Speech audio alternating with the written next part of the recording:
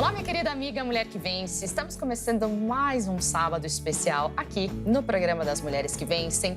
E neste programa especial, nós estamos começando praticamente o mês de abril aqui no programa das Mulheres que Vencem.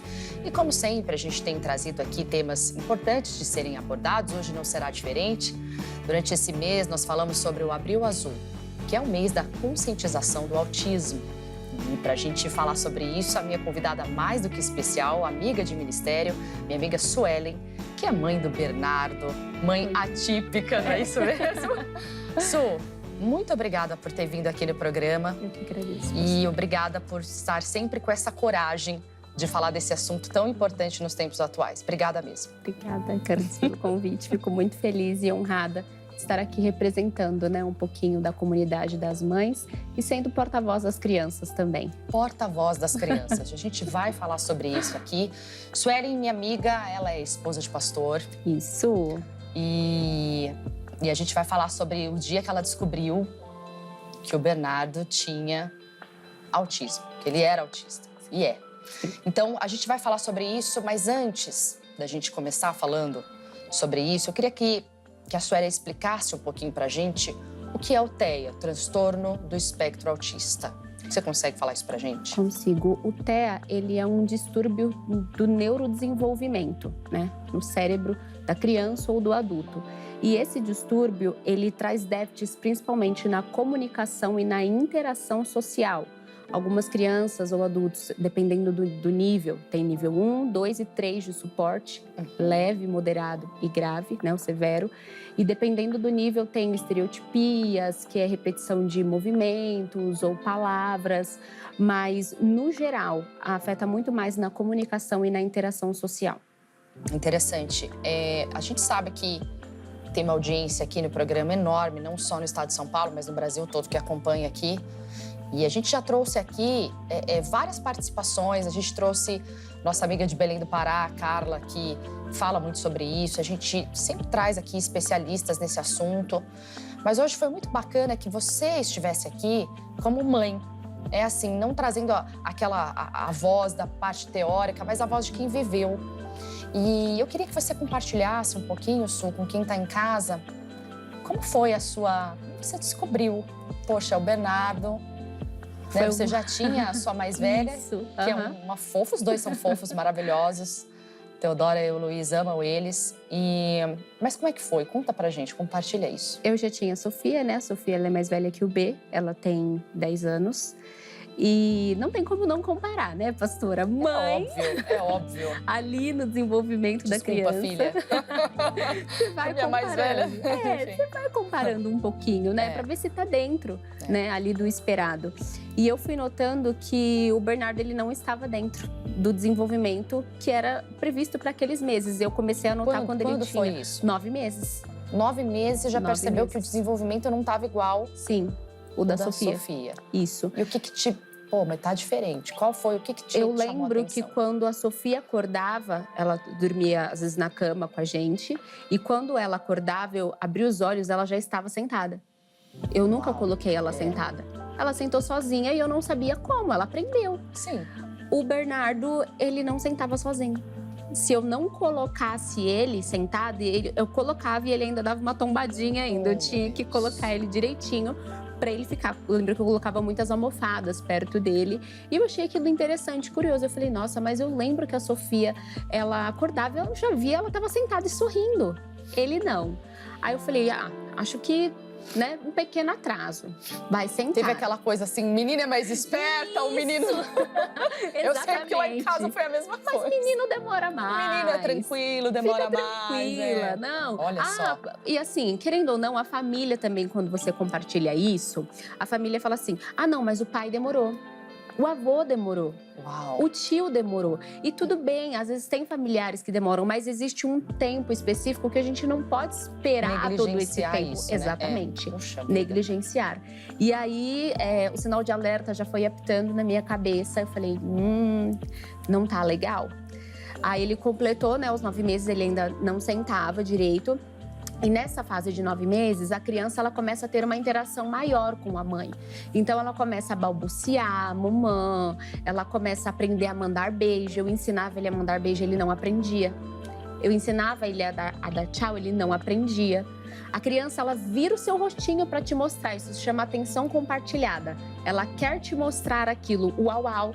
E eu falava, olha o uau-uau. E ele só chorava. Uau. Ele só chorava e o mais curioso de tudo, ele não estendia os braços para dizer que ele queria colo. Oh, E meu a Deus. criança, ela estende os braços para dizer que ela Claro. quer o colo da mãe. Eu sabia que ele queria o meu colo, porque quando eu pegava, ele parava. Mas ele não estendia os braços. Uau. E aí, aquilo foi me intrigando cada vez mais. Até então, eu nem tinha pensado em autismo. Quando ele nasceu com hipotireoidismo, deu no teste do pezinho. E aí ele começou a tomar uma medicação muito cedo. Hoje, para a glória de Deus, ele não faz mais uso dessa medicação, não Glória a precisa Deus. mais, o organismo dele já consegue produzir normalmente. Que bom. Só que eu creio que foi um propósito de Deus, porque a única médica que me deu ouvido foi a endocrinologista. Uau. A pediatra, na época, ela não me ouviu, ela falou pra mim que era normal esse atraso. Infelizmente, Gente, que a gente coisa, não tá aqui pra questionar a conduta de ninguém, mas eu acho que é sempre importante ouvir uma segunda opinião. Com certeza. Se a mãe sabe que tem algo de errado, que tem um atraso, ela tem que ser a porta-voz do filho dela, porque ninguém vai falar pela criança. E sabe, Su, você tá falando uma coisa que é importante você compartilhar. A mãe, eu acredito assim, a mãe, ela sempre sente, né, que tem alguma coisa. Deus Não adianta. colocou esse feeling. Não tem como. Eu acho que quem é mãe e tá me assistindo, e quem não é e vai ser, um dia vocês vão entender. É uma coisa assim muito... Você vê que é divino mesmo, que a coisa realmente foi o próprio Deus ali que permitiu. Mas aí você comenta comigo que ele só chorava. Sim. Eu imagino, assim, na sua vida, o estresse que você e seu esposo passaram, porque nessa hora, né, o marido às vezes não sabe o que fazer, toma, ele quer você, poxa, aquilo cria um caos dentro de casa. E Uma ele coisa- chorava, assim, às madrugadas. Ele Meu acordava Deus. muito de madrugada chorando. E, assim, era um choro inconsolável. Meu Deus. Ele mamava no peito, eu ofertava o peito, ele não queria. A gente ninava, cantava, tentava fazer tudo. E ele não parava de chorar. Uau, A gente não entendia o porquê ele estava chorando. meu Deus. E quando eu comentava isso com a médica, ela falava, tem crianças que choram mais. Eu falava, mas é Não, muito, você não tá a senhora me não tá entendendo. entendendo o que eu tô vivendo. Eu tive até que Não conversar fale com isso. os vizinhos. Eu falei assim, olha, Tá tudo tá tudo bem, eu não sei o porquê ele chora tanto. Eu fui sincera, eu falei, eu não Claro. sei, porque às vezes eram 4 horas da manhã, ele começava a chorar, 3 horas da manhã ele começava a chorar. Meu Deus. E aí não parava. Então eu falei, vão chamar a polícia pra mim, o conselho tutelar, deixa eu avisar que tá sendo bem tratado. Deus, eu que não situação. sei o que é. Sim. Nossa, meu Deus. E aí a endócrino foi a única médica que me ouviu. E aí ela falou assim pra mim, Suelen, vamos estimular? Terapia nunca é demais. Até a gente dar um nome. Antes da gente dar um nome, porque eu buscava muito um nome. Eu queria um nome. Uhum. Eu falava, não, eu preciso saber o que é. Ela falou assim, mas a gente pode tratar antes de saber o que é. Tá, você queria saber, assim, o que ele tem. Pra eu conseguir dar o suporte necessário, Certo. né? E essa endócrino, obviamente usada por Deus, e eu costumo dizer sempre que você precisar de uma ajuda médica, ore antes de sair de casa, Sim, né? Eu acho que isso faço é... muito isso. Eu faço isso, gente. É. Já falei isso em outros programas. Eu preciso levar num pronto-socorro, alguma coisa, e falo, Senhor, prepara a pessoa Sim. certa, porque que vai dar o diagnóstico certo, que vai dar a orientação. No caso da endócrino, ela... O que ela quis dizer com vamos estimular? Quando você fala estimular a criança a fazer as terapias, Uhum. o estímulo para a criança no desenvolvimento dela nunca é demais. Isso nunca vai fazer isso. mal para a criança ela ter um estímulo. Mesmo que ela já seja uma criança que tem um bom desenvolvimento, você está estimulando ela a Interessante isso. ter novas habilidades e também ali a fortalecer as habilidades que ela tem. Legal isso. Então ela falou pra mim, vamos estimular ele. Foi a primeira terapia que ele fez, foi com a fisioterapeuta. E nessa época que ele tinha 9 meses, ele não gostava de colocar a mão no chão. Oh, Ele colocava, era como se ele tomasse um choque, como se tivesse alguma coisa. Ele fazia assim com as mãozinhas, ele não gostava só. de colocar a mão no chão. E eu comentei isso com a fisioterapeuta. E ela falou, nossa, ele tem uma sensibilidade, ele é muito sensorial. E aí eu nem sabia o que era essa palavra. Eu falei, sensorial? Ela falou, olha, você vai descer com ele no parquinho da sua casa. Você vai passar a mão dele na grama. Você vai passar a mão dele no asfalto. Pra ele sentindo as texturas. E dessa forma ele vai conseguir se adaptando. E aí ele fez um bom tempo com a fisioterapeuta, nessas terapias. E aí ele aprendeu a sentar sozinho, ela ensinou ele a engatinhar, porque ele já estava no tempo de engatinhar. Já tinha passado o tempo dele sentar. Sentar é de 6 para 7 meses. E ele já estava com 9 e não sentava sozinho. Exatamente, engatinhando. Então ela já fez os dois. Ensinou o sentar e o engatinhar. Aí depois veio outra etapa. Ele não tinha medo de andar. Uau! Aí pronto. Ele tinha medo, ele ficava em pé. A maioria das fotos que eu tenho dele em pé, bebezinho, com o boca aberto, chorando. Oh, meu Deus. Ele andou com 1 ano e 9 meses, bem tardio, né? Quase 2 anos. Mas assim, a gente sempre estimulando muito ele em casa. E aí a endócrina que me deu o ouvido, ela chegou até a encaminhar para um neuro. Só que o neuro falou para mim que não tinha nada, que ele era mimado. Meu pai eterno. Que eu poderia assistir Super Nanny. Que tudo ia se resolver. Ai, gente, em nome de Jesus, a gente precisa orar mais. E aí eu respirei fundo. E aí ele falou assim... Desculpa, gente, mas a gente tem que falar. Qualquer profissional, não vou falar da área médica, mas eu acho que qualquer profissional, pregador, qualquer pessoa precisa se atualizar, precisa crescer. Espiritualmente, crescer profissionalmente. As doenças mudam, as coisas mudam, né? O mundo muda. Então, assim, a gente precisa realmente acompanhar. E é interessante você falar isso da endócrina, eu já vou voltar no que você estava falando aqui. Porque, às vezes, as pessoas vamos falar, mais antigas, não sei se a gente está até ofendendo alguém, não é nada pessoal, mas, assim, a pessoa pensa assim, vai hiperestimular a criança, né? Isso é um problema, isso não sei o quê, vai, coitada, é novinho. Cada um tem seu tempo. E não existem tempos padrões, assim, marcos, como né? E a gente precisa realmente ligar um alerta, como a Suelen ligou, graças a Deus, essa endócrina aí, então, fez. E ele acabou andando aí com seus 2 aninhos. Isso. E vamos lá. Você estava falando sobre essa descoberta da evolução dele. E o que você sentia dele? Como que você percebia ele? Ele ficava feliz de ter conseguido? Ou como é que era a reação dele? Era indiferente. Olha só. Era indiferente, Uau, não era assim gente. uma grande conquista. Ele só aprendeu a andar, só isso. Facilitou vamos dizer, uma comunicação não verbal, porque até então ele não falava. Com 2 anos ele não falava. Ele começou a falar com 4. É a questão da interação, né? Por exemplo, o pai, quando tá comemorando que a criança deu os primeiros passos, ele fala, que legal! Exatamente. Aí a criança vai e devolve. Isso. Ele vinha chorando na minha direção. Isso. Tadinho, meu amor. Para de me forçar. Eu tenho alguns vídeos dele bebê, que eu colocava ele em pé e eu falava, vem com a mamãe, vem com a mamãe. E a Sossô do meu lado, vem com a Sossô, vem com a Sossô. E ele chorando. E ele ia... abaixava pra me engatinhar. Eu, não, fica de pé, levanta. Que era mais fácil, ele já sabia o engatinhar, né? Ele não queria ser forçado a andar. E eu, não, fica de pé. Aí ele via, ele sentia assim que era uma coisa boa, mas ele ia assim, sabe? Meu Deus, forçando a alegria ali naquele momento. Aí quando ele chegava até mim, era um alívio, né? E aí eu ria, comemorava muito, celebrava muito.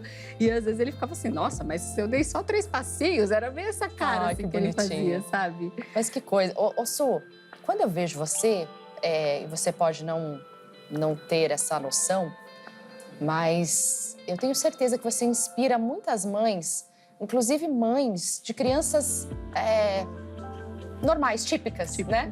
Crianças normais. E eu vejo assim a sua paciência, o seu amor para com ele, inclusive a mais velha, como ela... Você vê que a família gira em torno dessa pessoa, da criança. E eu vejo, a gente já conversou outras vezes, você falou, pastora, nessa ocasião eu orei. Nessa ocasião eu coloquei um louvor. Como é que você alia essa situação à fé? Quando foi que você, e se isso aconteceu em algum momento, você questionou Deus, por quê? Não tem como a gente falar, né? Puxa, mas eu sou serva do Senhor. Conta como é que foi essa parte da descoberta em relação à fé. Quando ele foi laudado mesmo, foi com 3 anos de idade. Além do autismo, ele tem uma síndrome rara. São 500 pessoas no mundo e, em média, 20 crianças aqui no Brasil. Eu vim descobrir uma comunidade aqui no Brasil dessa síndrome ano passado. Não tem muitos estudos, não tem terapias porque é muito nova, né? Muito recente. Então, a gente sempre trata o autismo. Em relação à síndrome, eu falo, Deus, está nas suas mãos, porque o médico ainda não tem essa sabedoria para lidar com isso. Mas o Senhor sempre nos surpreende. Ele não falava, né? Com 2 anos ainda, ele veio falar com 4 anos. E eu orava muito, e eu chorava muito, que eu queria ouvir mamãe. Eu pedia para Deus que era tudo que eu mais queria ouvir, era uma mamãe. Eu lembro de uma reunião de pais que eu fui, a gente colocou ele na escolinha, com 3 aninhos para estimular também. E no final da reunião de pais, a professora falou, bom, agora cada pai vai contar sobre a evolução do teu filho. Eu queria sair correndo daquela sala, porque ele não falava, ele não interagia com as crianças, e eu falava, Deus, que evolução que eu vou contar? O que é? Por que eu tô aqui? Por que eu tenho que passar por isso? Aí, esse dia eu me questionei. Eu fiquei muito triste, eu queria sair da sala. Eu falei, eu tô na ponta, será que se eu sair alguém vai notar que eu saí? Oh, meu Deus do céu. E aí, todas as mães foram falando, ai, porque ele aprendeu a falar tal coisa, porque ele me chama o dia inteiro, porque ele faz isso, ele faz aquilo. E quando chegou na minha vez, eu respirei fundo e eu falei, nossa, que legal ouvir o relato de todas vocês. Eu fico muito contente. Hoje, tudo que eu queria era ouvir meu filho me chamar de mãe. Ele ainda não fala, mas eu sei que ele é amado nessa escola, eu sei que ele é bem cuidado nessa escola, mas valorizem o filho de vocês, chamando vocês de mãe, né, o tempo todo. Eu sei que às vezes enche a paciência. Hoje, minha mãe até brinca comigo, fala, viu, você orou? Olha aí a resposta. Hoje ele me chama de mãe, ele me chama de mamãe, ele me chama de Suelen, amor, vida. Que maravilhoso. Então, hoje ele fala bastante. E foi algo assim que eu pedi para Deus. Eu falei, Deus, quando eu vou conseguir ter uma conversa com meu filho? Quando eu vou conseguir perguntar para ele se ele quer manteiga ou requeijão no pão? Ele não sabia diferenciar. Mas eu nunca deixei de perguntar. Né? Meu esposo também, o Daniel, nunca deixou de perguntar para ele. Bê, o que você vai querer? Manteiga ou requeijão? Ele não respondia nada. Ele só olhava. Aí a gente falava, eu acho que você quer manteiga. Eu acho que você quer requeijão no pãozinho. E Uau, hoje ele fala assim, até manteiguinha. Que diminutivo, maravilhoso. Então assim, mas nesses momentos, eu lembro que teve um dia em específico também, que eu dei um pão para ele comer e eu fui fazer alguma coisa para a Sofia. E quando eu voltei para olhar ele, tinha pão por todos os lados, menos dentro da boca dele. Meu Deus. E eu olhei, eu chorei, eu falei, Deus, eu até peço desculpa a palavra, eu falei, mas eu não tenho um cachorro dentro de casa, um animal dentro de casa. Porque ele estraçalhou o pão em todas as migalhas possíveis, tinha pão por todos os lados. E aquilo me doeu o coração. Eu falei assim, Deus, até quando eu vou viver isso? Eu falei, se o senhor enxergou alguma estrutura em mim, o senhor consegue me mostrar? Porque eu não tô conseguindo enxergar. Olha só, que oração sincera, gente. Sim. É maravilhoso. Eu falei, eu não tô conseguindo enxergar. Quando as pessoas falam pra mim, mas você foi escolhida, você é especial. Mas elas não sabem o que eu vivo aqui dentro. Eu sou a mãe especial que todo mundo admira, mas ninguém quer ser. Exatamente. Eu falei, então, o senhor pode, assim, só me mostrar, por favor, com clareza, porque eu não tô conseguindo entender. Maravilhoso. E aí, nesse dia, eu mandei uma mensagem para a esposa de um pastor, a dona Janaína, eles estão em Cuiabá hoje. E ela falou para mim, Suelen, você precisa amar o seu filho na essência. Como ele verdadeiramente é, como Deus o formou. Exatamente. Como Deus o criou. Ele não é uma criança imperfeita. Ele não é uma criança, né, que Deus errou. Mas Deus sabia quando ele formou o Bernardo. E naquele momento eu chorei muito. Eu falei, Deus, me ensina a amar o meu filho na essência como ele é. Porque quando você recebe o diagnóstico do autismo, a maioria das famílias, elas vivem um período de luto. É chamado um período de luto, que é quando você meio que enterra os seus sonhos. Pode ser que tem crianças que são não verbais. Elas não são mudas, mas elas não falam, né? As terapias estão aí para estimular e nós que cremos em Deus também temos a fé que Deus, né? Ele é poderoso o suficiente para trazer a fala, assim como ele fez na vida do Bernardo. E eu falei para Deus, Deus, me ajuda então a amar o Bernardo. Eu vi que naquele momento eu estava vivendo o luto que eu não tinha tido no início do diagnóstico. Porque eu procurava tanto um nome, eu queria tanto um nome, que eu vibrei quando eu tive um nome. Então eu falei, agora eu vou lutar por isso, né? Eu vou atrás das terapias. Então eu não me dei a oportunidade de falar, epa, peraí, né? Pode ser que tenham coisas que ele não vá conseguir fazer. E será que eu estou bem em saber que vai ter coisas que ele não vai conseguir fazer? Quando eu fui vendo os amiguinhos crescendo e gostando do Homem-Aranha, do Super-Homem, e eu falava, olha o Homem-Aranha! E ele fazia assim, tá, e aí? Futebol, Demais. por exemplo. Eu já chorei uma vez falando, Deus, e aí? Eu nunca vou ser a mãe do noivo? Como que é? Prepara o meu coração. Eu sei que o Senhor pode fazer o impossível acontecer e eu ser a mãe do noivo. E a Sofia, ela tem, assim, a fé dela. E até do Daniel, eu falo assim, vocês têm mais fé que eu nisso. Porque eu ainda acabo me limitando e eles me ensinam. Eles falam, não, o B vai casar. Ele vai ter a família dele, ele vai ter... A Sofia, ela vira e fala eu assim... também tenho essa fé. Amém! Eu falo, Deus, e Deus tem me mudado e me trazido essa fé. Porque eu não tinha, pastora. Mas hoje eu tenho. Eu não tinha. Eu não olhava com essa perspectiva até que a Sofia olhou pra mim e falou assim, ô B, quando você estiver casado e os meus sobrinhos forem lá em casa, eu falei, uau. Ela já vê, Eu falei, né? uau, ela vê. E eu falei, Deus, eu quero essa fé, eu quero enxergar. Que lindo. Aquilo que os meus olhos carnais não enxergam, eu quero enxergar com os meus olhos espirituais. Eu preciso. Me ajuda a enxergar. Assim como o Senhor me ajudou a enxergar, tendo fé e crendo que Ele falaria, que Ele conversaria comigo. Ele pergunta como foi o meu dia hoje, pastor. Sensacional. Mamãe, como foi o seu dia? Lindo, e aí eu pergunto pra ele também, como foi o seu dia? Ele fala, foi ótimo. Pra ele tá tudo bem. Foi ótimo. E ele me conta o que ele comeu de lanchinho na escola. Ele me conta, ele fala, pegou o caderno, comeu o lanchinho. Aí eu pergunto, mas o que você comeu de lanchinho? Às vezes ele fala salgadinho. Eu falo, mamãe não mandou salgadinho, pegou de quem? Que demais, gente. Então, assim... o que a gente... É engraçado, porque o que é sofrimento pra gente não é pra eles. Sim. E o que é pra eles, a gente não consegue mensurar. Sim. Né? Então, acho que é a diferença dos mundos ali que a gente precisa... Eu acho que nasce a mãe aí essa mãe atípica que vem trazendo isso. A gente ia mostrar outra coisa, mas vamos mostrar o B falando, que a gente tá curiosíssima pra ver. Coloca pra gente, vamos ver o B falando. Super falante, vamos lá. Fala, eu sou o Bernardo. Eu sou o Bernardo. E eu tenho 8 anos. 8 anos. Isso. Você gosta de ir pra igreja? Tá na hora de ir pra igreja. Tá na hora de ir pra igreja? E você gosta da escolinha? Da escolinha. E das tias? Das tias. Então manda aqui, ó, um beijão pras tias. Manda. Fala, tia, um beijo pra você. Beijo. Faz um coração pras tias. Fala, Deus abençoe vocês. Deus abençoe vocês. Tá com medo? Fala pra ela, não precisa ter medo. Não precisa ter medo. Jesus está com você. Estão com você. Ele te ajuda. Amém? Amém. Então fala tchau. Tchau. Dá tchauzinho com a mãozinha. Aí o Bernardo contando os seus causos. Esse vídeo ele gravou... Você falou que ele gravou para tias, é isso? Isso, para o Congresso de Tias, que teve no mês de março lá em Brasília. E aí, a líder estadual lá, a Bruna, ela falou para mim, Su, grave um vídeo, põe o B no final, né? E ele gosta de aparecer, pastora. Ele gosta, ele é maravilhoso, gente. Ele gosta.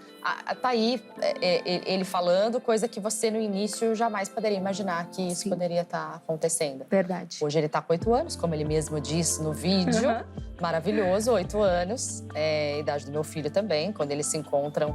Não, eu tenho que contar uma coisa. Ele fala assim, mamãe, o Luiz que vence. Maravilhoso, que percepção. O Luiz que vence. O Luiz que vence. O Luiz que O vence. Luiz sabe disso? Acho que não.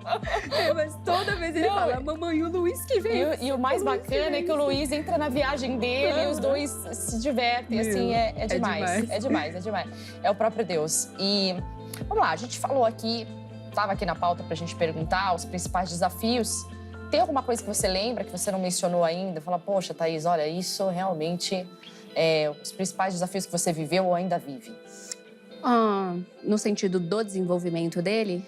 Do desenvolvimento, ou até mesmo na sua vida, né? Porque, assim, Eu não sei como é que foi sua trajetória, se você parou de trabalhar, como é que foi para quem é a mãe que está assistindo a gente, o desafio como mulher também, né? Como ser humano, né? Graças a Deus eu tenho uma rede de apoio, mas não são todas as mulheres que têm. Ah, a gente vai falar sobre isso. Eu sou casada, né? Graças a Deus, e muitas das vezes os casamentos acabam se desfazendo, os pais abandonam as mães quando recebem o diagnóstico. Isso é muito triste. Eu o vejo número isso é assustador. mesmo. É assustador. Mas graças a Deus eu tenho essa rede de apoio. Eu moro no mesmo quintal que os meus pais. Que maravilha. Então, que assim, eles me dão muito suporte. Que bom. Muito mesmo. Eu tenho uma tia que mora próximo também, que o B gosta muito dela e também consegue me dar esse suporte. Hoje eu trabalho home office, mas quando eu trabalhava fora, eu via que ele sentia falta, né? Ele me dava tchau e ele falava tchau, mamãe, até amanhã. Oh, meu Deus. Porque eu chegava à noite, às vezes, normalmente, ele já estava dormindo. Ele só ia me ver realmente amanhã, no dia seguinte. No dia seguinte. E aí, quando eu passei a trabalhar, né, em casa, home office, até o desenvolvimento dele, a fala, a comunicação, melhorou muito mais. Mas, infelizmente, não é a realidade de todas as mães, né? De poder trabalhar dentro de casa. A gente ainda tem o desafio do desfraude. Ele tá com 8 anos, a gente tem tentado desfraudar ele desde os 2. Então, assim, até hoje, a gente ainda não conseguiu 100%. E não vamos desistir. Claro. Ele vai desfraudar em nome de Jesus. Ele vai casar, gente. Ele vai casar, ele não vai poder dar de fralda. Ai, gente, então, que legal. A gente tem esse desafio aí em relação ao desenvolvimento dele. Tá. Mas, e no geral, assim, a questão mais da sobrecarga. Ele ama vir para a igreja, ama estar na igreja, assistir os cultos, mas ele tem uma sobrecarga, que às vezes ele tá cansado e ele não consegue verbalizar isso. Então ele dá sinais. Ele começa assim, ficar irritado por qualquer coisa, ele começa a chorar, e aí ele começa a gritar. E aí, antes que ele entre numa crise, a gente já vai intervindo. Então a gente já fala, não, então vamos ali comprar uma água. Não, então vamos embora. Tem que saber o limite. Sim, né? Exatamente. Então a gente vai conhecendo ele e vendo até aonde ele aguenta. Se nós vamos para algum lugar e tem piscina ou tem água, eu falo, nós não vamos. Porque ele não consegue se controlar, ele tem que entrar. Ele é louco por piscina, ele ama a água, Olha assim. só. Ele tem, assim, uma grande paixão mesmo. Então eu falo, olha, não vou criar caso, eu não vou. Tá certo. Shopping também, quando eu tenho que ir, é extremamente estabelecido. Onde eu vou, quanto tempo eu vou gastar, o que eu vou fazer. Tudo cronometrado e um cronograma mesmo do que nós iremos fazer. Interessante isso, Su. Eu vou até falar sobre isso, porque assim… Tá, virou a chave, você entendeu, eu tenho um filho autista.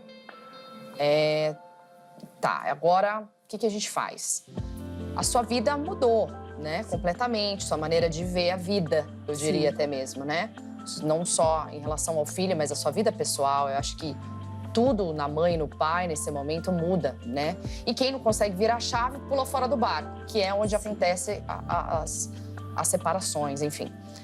Tudo bem, vocês estão ali, muda a rotina, muda completamente. E hoje aqui a gente tá rindo, mas assim, em algum momento, ainda dói, ainda fala, ai meu Deus, eu vou ter que fazer tal coisa. Ou então, não, você já, bom, agora é isso, é daqui pra sempre e vamos em frente. Ainda dói, pastora. Dói quando, às vezes, a gente programa algo e a Sofia quer muito participar de algo e eu não consigo. Ainda dói. Porque tem lugares ainda que ele não consegue ficar. Então, a gente ainda vai trabalhando isso com ele. Então, eu tenho que saber equilibrar, conversar com ela, exatamente, para ela conseguir entender, né, que hoje, eu falo muito isso para ela, hoje ele não consegue, amanhã ele vai conseguir. Ela implica lá em casa porque ele não arruma a cama dele. Olha só, gente, ela é uma fofa, maravilhosa. Porque ele não arruma a cama dele. Eu falei, ele vai aprender a arrumar a cama dele. E quando ele aprender, ele vai arrumar a dele e a sua. Pronto, tá determinado.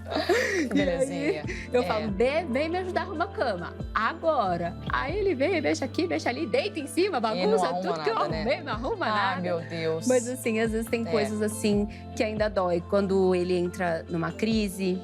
e ele demora para sair, e você pergunta: o que foi? Conta para mim, por que você tá chorando? Olha aqui para mamãe. E ele só chora, ele não consegue explicar. A gente tira ele do cenário para ver se ele consegue respirar melhor e falar. E às vezes esse choro dura 40 minutos, dura 1 hora, dura 2. Então, quando ele tá assim, ainda dói. Mas eu vou falando assim: Deus, vem com a sua cura, vem acalmando o coração dele. E é incrível, porque quando ele tá assim, a gente começa a orar, ele vai se acalmando. Uau. Ele vai se estabilizando. A relação dele com Deus é sobrenatural, é inexplicável. Ai, gente, a gente fica emocionada, né? E às vezes quem tá assistindo a gente, você que ainda não tá firme, assim, de questionando o Senhor, meu Deus, depois a Sueli até vai falar sobre isso. Ela vai ser usada por Deus aí para te dar aquela boa mensagem, né? Isso é muito importante. E quando a gente fala de sociedade, a gente fala ainda de pessoas que têm preconceito. Isso existe ainda, Sueli? Existe, pastora. E não é pouco. Eu sei. É muito. Eu falo que hoje eu aprendi a olhar com carinho até pra criança de 2 aninhos que faz birra. Não, totalmente. A gente muda. Tem empatia, muda. Muda a percepção. E se a criança tá lá dando uma birra, eu vou lá e falo assim: quer ajuda, coitado, mãezinha? Quer ajuda, mãezinha? Mesmo que seja uma criança sente a dor da mãe, né? Exatamente, eu me compadeço, eu me coloco no lugar, né? Mas tem muitos olhares. Olha, e a gente ouviu: se fosse meu filho. E às vezes ele não tem, o tempo dele de espera é muito curto. Então, se a gente tá numa fila do supermercado, eu tenho que dar um jeito para interter, mesmo que seja fila preferencial. Ele não aguenta ficar mais do que 5 minutos numa fila. E se ele fica, ele já começa a gritar, ele já começa a chorar. E aí ele já começa a falar: vamos embora, vamos embora, vamos embora. Ele começa a ficar muito ansioso. E aí as pessoas começam a olhar. E assim, não são os olhares tipo assim: ai, poxa vida, será que eu vou lá? Você sente o olhar quando você vê que a pessoa quer ajudar. Exatamente. Ou quando você sente aquele olhar de tipo assim: nossa, você não vai fazer nada? Dar uns tapas? Meu Deus, é isso, gente. Mas isso tipo acontece, assim, você vai... Isso acontece. Acho que todas as crianças, talvez, é claro que... É porque ele tá maior hoje, né? Já aconteceu também uma vez, fala assim: nossa, desse tamanho ainda usa fralda? Gente. Então, aí eu só respiro fundo e eu falo: Espírito Santo, não fica aqui, mora em mim. Mora em mim, continua comigo, não faça morada, permaneça sempre, todos os dias. Meu Deus! Teve uma vez, um episódio que a gente tava saindo daqui da sede. Esse dia foi muito engraçado. Hoje é engraçado. Hoje né? é engraçado. No dia não foi nada. Ai, meu Deus. Ele não tem paciência de esperar o xixi sair. Ele não tem. Meu Deus, ele vai... Exatamente, Meu ele Deus. Não tem. E eu levei ele no banheiro e nesse dia ele também queria fazer as necessidades dele, o número 2. E eu falei: então tá, filho, senta. Quer ir embora? Quer levantar? Eu falei assim: filho, você tem que sentar e tem que esperar só um pouquinho. Só um pouquinho. Que já vai. Calma, exatamente. Aí ele começou assim: tá me batendo. Gritar de dentro do banheiro da igreja. Alto, só eu e ele. Eu falei: Bernardo, pelo amor de Deus, tá me batendo. Eu falei: Bernardo, não tem ninguém te batendo. Quando eu saí, tinha umas 7 irmãs. Mas eu achei bom, porque assim, ele gritou: tá me batendo, elas estavam lá prontas. Já estavam prontas.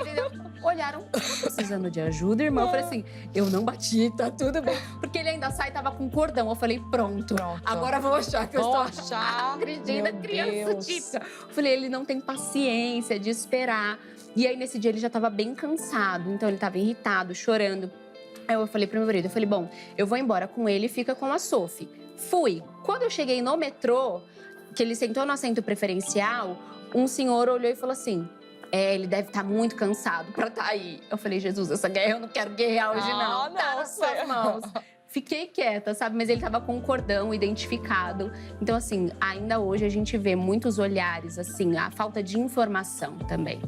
E você acha, assim, tudo que você tem vivido, eu acho, né? A gente já conversou sobre isso já em outras ocasiões, que existe essa necessidade das adaptações, não só em igrejas, espaços públicos, privados. A gente está caminhando, eu percebo um pouco, mas você como mãe deve saber se realmente está funcionando isso ou não. tá funcionando, tá melhor do que antes, pastora. É, né? E precisa, tem uma necessidade muito grande. O número hoje tem aumentado muito Sim. grande. É muito difícil hoje ter uma igreja que não tem uma criança autista. Claro, exatamente. Seja nível 1 ou 2 ou 3 de suporte, né? É muito difícil. Então, se o reino dos céus é pertencente a todos. Claro. A gente não pode impedir ninguém de acessar o reino. Exatamente. Né? Então, se nós não estivermos preparados e capacitados para receber essas crianças e as famílias, onde elas vão procurar um acolhimento? É isso. Onde elas vão encontrar ali um conforto? Onde elas vão se firmar para terem os seus casamentos restaurados, para ter a sua família restaurada e principalmente para ter a sua fé fortalecida todos os dias? Porque precisa, viu? Precisamos, é verdade. A gente, Su, falta poucos minutos aqui pra gente terminar, 3 minutinhos mais ou menos, mas você contou com, além da sua família, teve alguma rede de apoio que você contou?